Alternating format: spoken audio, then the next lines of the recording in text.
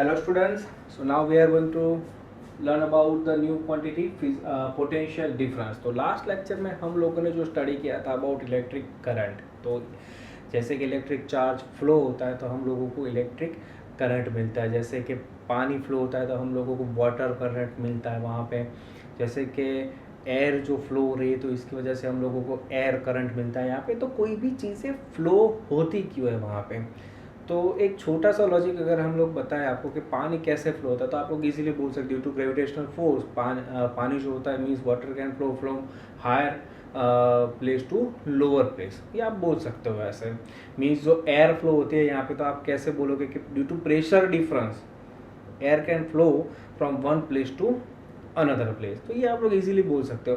तो यहाँ पे हम लोग जो बात करने वाले वो बात करेंगे हम लोग इलेक्ट्रिक चार्ज के बारे में। मीन्स इलेक्ट्रिक चार्ज जो फ्लो हो रहा है जिसको हम बोले थे इलेक्ट्रिक करंट, बट ये इलेक्ट्रिक चार्ज फ्लो कैसे होता है वहाँ पे, ये जो रीज़न है वो क्या रीज़न है उसका। तो हम लोग एक केस यहाँ पे देख लेते हैं पहले। सबसे पहले तो जो केस 1 यहाँ पे दिया है, दो पानी के कंटेनर हम लोगों ने लगा के रखा है और उन दोनों के बीच में एक पाइप से कनेक्शन रखा हुआ है।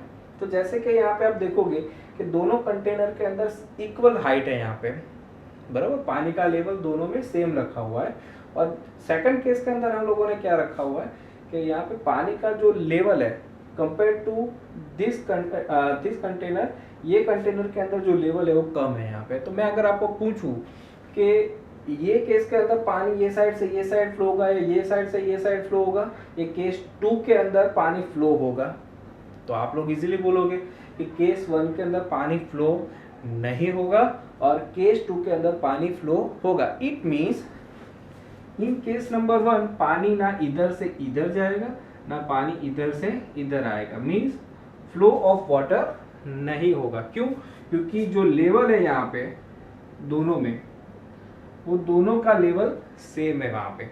ओके, इन सेकंड केस पानी इधर से इधर फ्लो होगा। क्यों? क्योंकि यहाँ पे जो पानी का लेवल है वो हाई लेवल है और यहाँ पे जो पानी का लेवल है वो लो लेवल। इट मीन्स यहाँ पे आप लोग बोलोगे पानी कैसे फ्लो होगा, from high level to low level, means ऐसे ये पानी का फ्लो होगा from high level to low level. It means पानी को फ्लो होने के लिए एक चीज चाहिए और वो चीज क्या थी यहाँ पे, हाइट डिफरेंस या high level to low level, ये एक चीज हो गया। मीन्स ये केस के अंदर से एक चीज क्लियर हो गई कि जब कुछ डिफरेंस होगा, हाइट डिफरेंस या कुछ एनर्जी का डिफरेंस, तभी चीज फ्लो हो सकती। तो हम लोग अभी ये जो बात करने वाले वो बात करने वाले इलेक्ट्रिक चार्ज के बारे में। तो इलेक्ट्रिक चार्ज के ऊपर हम लोग चले जाते हैं कि इलेक्ट्रिक चार्ज को हम लोग किस तरह से स्टडी करना है, उसका फ्लो किस तरह से स्टडी करना है।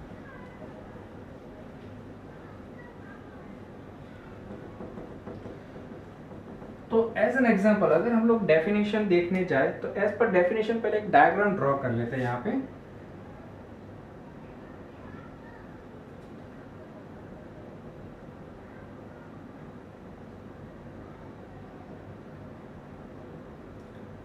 तो एज शोन इन फिगर यहाँ पे बहुत सारे मैंने इलेक्ट्रिक चार्जेस ड्रॉ किए हुए हैं। यहाँ पे इलेक्ट्रिक चार्जेस मीन्स कुछ भी हो सकता है, पॉजिटिव चार्जेस भी हो सकते हैं, नेगेटिव चार्जेस भी हो सकते हैं, एनी चार्जेस, कोई भी चार्जेस हो सकते हैं मीन्स।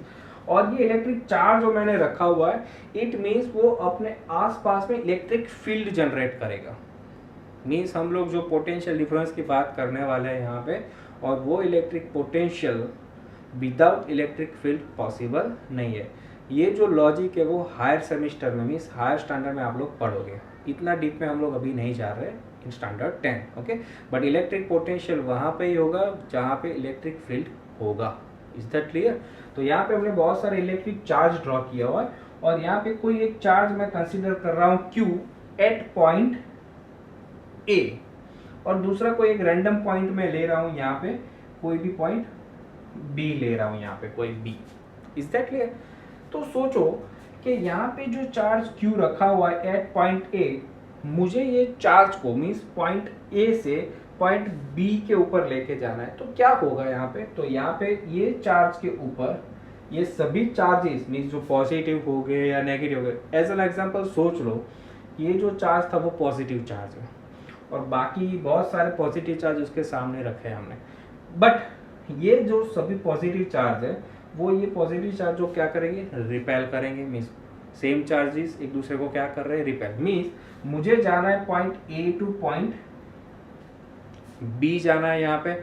मीन्स मुझे ये चार्ज को कैसा करना पड़ेगा, यहाँ पे फोर्स अप्लाई करना पड़ेगा। बट ये फोर्स के ऑपोजिट ये सभी चार्जेस भी क्या लगाएंगे, फोर्स लगाएंगे। कि इनसाइड द इलेक्ट्रिक फील्ड बहुत सारे इलेक्ट्रिक चार्ज होते हैं और वो चार्ज इसके ऊपर क्या लगाएंगे, रिपल्जन फोर्स लगाएंगे। और वो रिपल्जन फोर्स के अगेंस्ट में मुझे क्या करना पड़ेगा, फोर्स लगा के मुझे डिस्प्लेस करना पड़ेगा ये चार्ज को from A to point B. It means मुझे ये चार्ज के ऊपर क्या करना पड़ेगा, वर्क करना पड़ेगा। तो आप लोगों ने स्मॉलर स्टैंडर्ड में, स्टैंडर्ड 9 में पढ़ा था, वर्क इज व्हाट, आप लोगों ने पढ़ा था work equal to force into displacement. जब आप उसके ऊपर फोर्स लगाओगे और वो डिस्प्लेस्ड होगा तो आप लोग बोलोगे कि ये वर्क हुआ। मीन्स मैंने चार्ज के ऊपर वर्क किया from point A to from point B. तो ये क्या हो गया, तो यही तो है हमारा potential difference between point A and B. तो एज पर आवर डेफिनेशन क्या लिखा हुआ है यहाँ पे डेफिनेशन के अंदर, work done to bring 1 unit charge from point A to point B inside the electric field, inside the electric field, it's known as the potential difference between point A and B. So as per this concept हमारा जो potential difference जिसको हम लोग किससे denote करने वाले हैं, V। तो फॉर्मूला क्या बनेगा V का, तो ये बनेगा W upon Q, work per unit charge, work on unit charge to bring one point to another point inside the electric field. तो ये अपना पोटेंशियल डिफरेंस हो गया between point A and point B. तो वर्क का unit क्या होगा, joule, और चार्ज का यूनिट क्या होगा, कूलम। ओके, तो वोल्टेज मींस पोटेंशियल डिफरेंस का दूसरा आप नाम बोल सकते हो वोल्टेज, मींस पोटेंशियल डिफरेंस। और पोटेंशियल डिफरेंस का यूनिट क्या हो गया, जूल पर coulomb. Work per unit charge, work का यूनिट रहेगा जूल, कूलम का चार्ज का रहेगा कूलम। इतना आपको याद रखना है थोड़ा डिटेल में।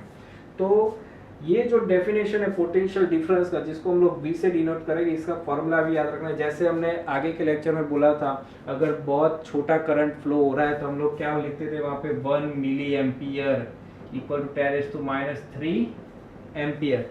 और भी छोटा करंट फ्लो हो रहा है तो हम लोग लिखते थे 1 micro ampere equal to 10⁻6 ampere. तो यहाँ पे भी आप लोग लिख सकते हो कि अगर बहुत छोटा वोल्टेज या पोटेंशियल डिफरेंस हो रहा है यहाँ पे प्रोड्यूस, तो आप लोग लिख सकते हो 1 milli volt means 10⁻³ volt, 1 micro volt 10⁻6 volt. अगर ज़्यादा बड़ा करंट है तो आप लिख सकते हो 1 किलो वोल्ट, तो 1 kilo volt means 10⁻³ volt means, और भी मेगावाट और वो सब भी जा सकते हो आप लोग आगे, बराबर। तो ये सब चीज़ें आपको याद रखनी है फॉर वॉट। तो जैसे हम लोगों ने 1 एम्पियर का डेफिनेशन बना था, यहाँ पे आप 1 वोल्ट का भी डेफिनेशन बना सकते हो। कैसे, 1 volt equal 1 joule on 1 coulomb, means if 1 joule work required to bring 1 coulomb charge from point A to point B inside the electric field, then it's known as the potential difference of 1 watt. It means in simple language में क्या बोल रहा हूँ, what do you mean by 1 watt? अगर 1 joule काम करना पड़ेगा मुझे चार्ज के ऊपर to bring from A to B, from A to B on 1 coulomb, then it is 1 watt. एकदम सिंपल। ओके, तो जैसे 1 एम्पियर का डेफिनेशन था वैसे ही आप 1 वोल्ट का डेफिनेशन बना सकते हो। कैसे, work required to bring 1 coulomb charge from 1 point to 1 second point is 1 joule, then it is 1 volt. Okay, simple है उसका डेफिनेशन भी और उसका कॉन्सेप्ट भी। ओके, तो इतना आपको याद रखना है पोटेंशियल डिफरेंस के बारे में। ओके।